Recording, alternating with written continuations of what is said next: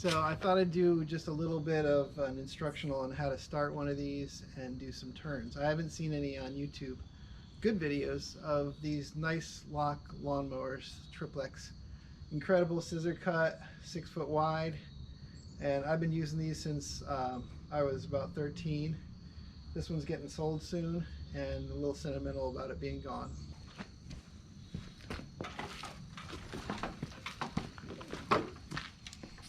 Okay. So fuel is on. I usually turn this fuel off just so the bowl doesn't leak.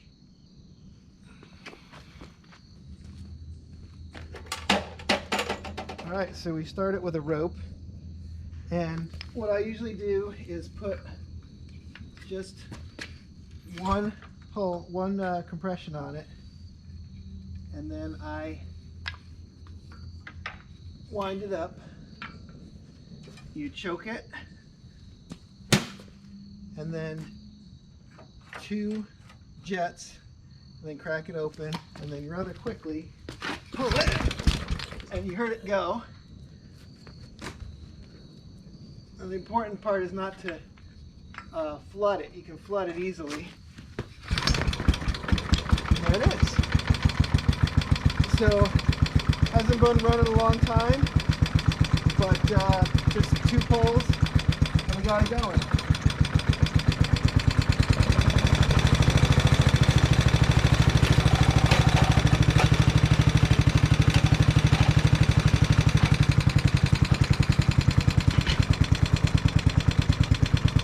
Next we got to put the dog bones in.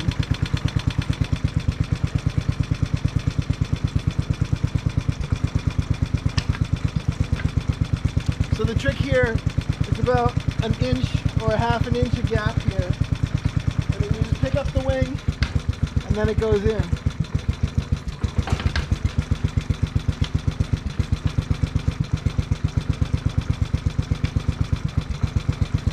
Same on the other side.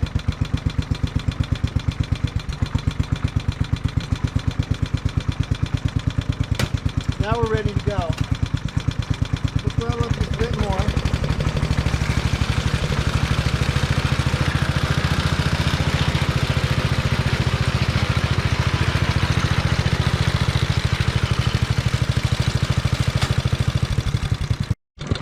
Okay, so throttle up a little bit. Get those blades going. And then this one picks up the front. We're not using that. Down right now, and then this is forward. So here we go.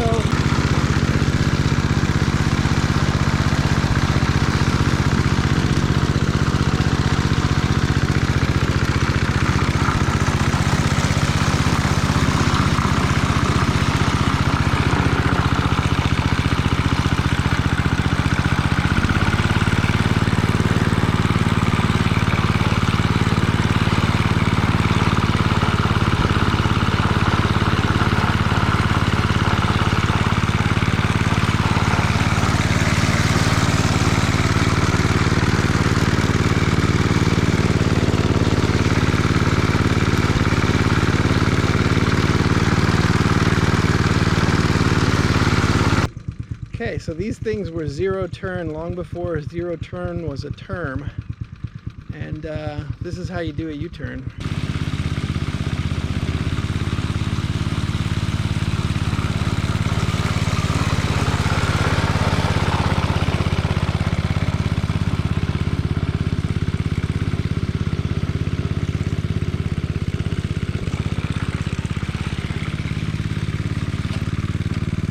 So for that U-turn, I went to the inside wing and then swing it around from the inside wing. It makes it easier than if you're just trying to follow from the outside or the middle even.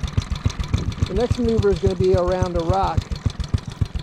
So for around a rock, what I usually do is put the rock, instead of on the outside of the wing, I put it right here. And the machine naturally gets wider and wider in the circle. So if you're too close, just keep going around and eventually you'll get outside enough that you can pull off away from the rock. You'll see what I mean. Before on a rock, we're going to come in right in the wing, and we're going to spin it with our body.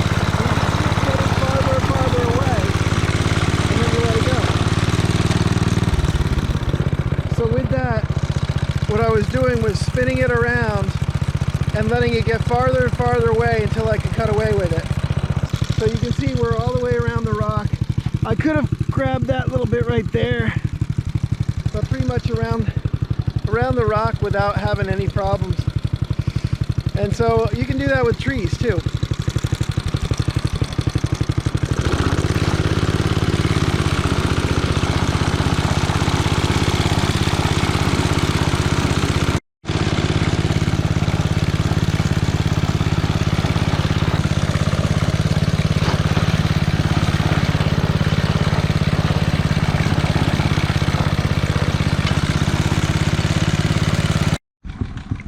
Okay, so the next one is if you're doing a circle around a tree like that, it's not just a point you're going around, it's a circle, and that one you have to leave the wing just outside of the circle, because if you kind of overlap into the inner part of the wing, it'll just turn in too tight.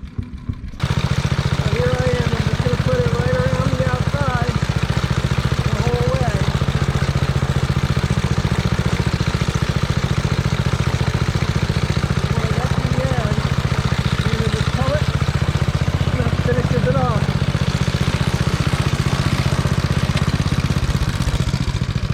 So I did pretty well. I left a little bit right there, which I'll have to come back for. Most of that's because I'm doing one-handed driving. If I really wanted to get it, I'd go around a second loop and I would have gotten that too, instead of making a teardrop shape.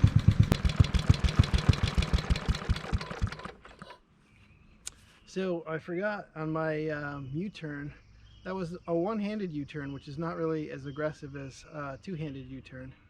So when you're using a lock, you can be walking along with your hand like this, standing in front of this point reel, or in front of this reel, or behind it.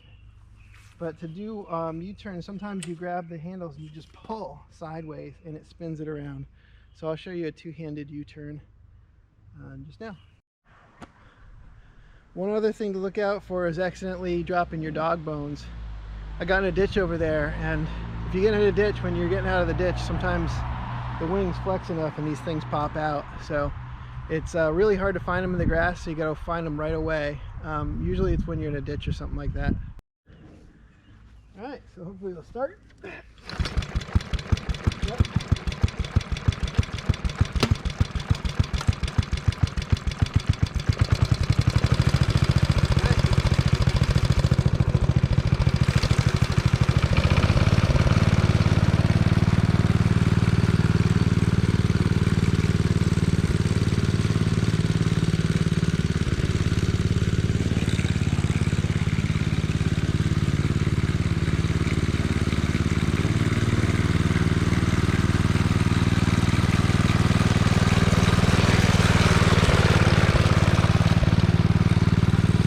I'm going to say the most obvious thing, you want to make sure you don't step into the reels. If you do, you should be wearing heavy leather shoes.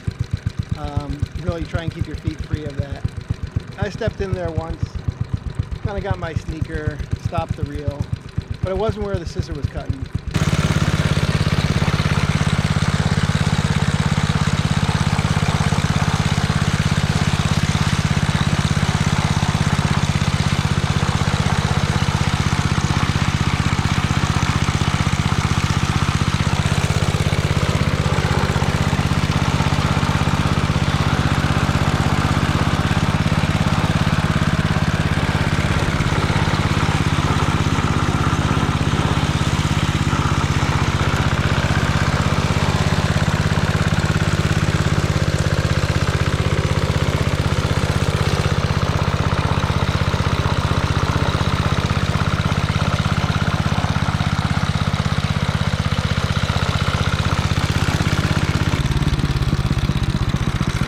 So you can see it cuts a lot of grass in a quick amount of time. So I think that's about it. Really sad to see this chapter in my life close where I'm not going to be using this anymore, but I need a place for the snowblower.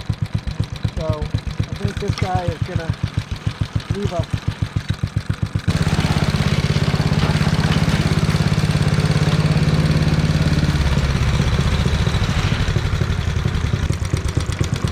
You touch this and not the spark plug.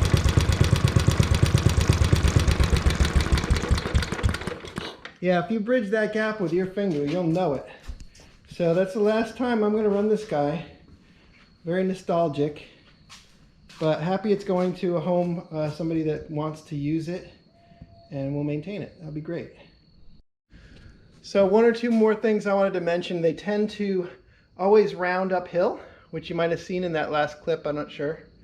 But they always tend to seem to round uphill, so you're going to have to push upward on the handles to keep it from rounding uphill.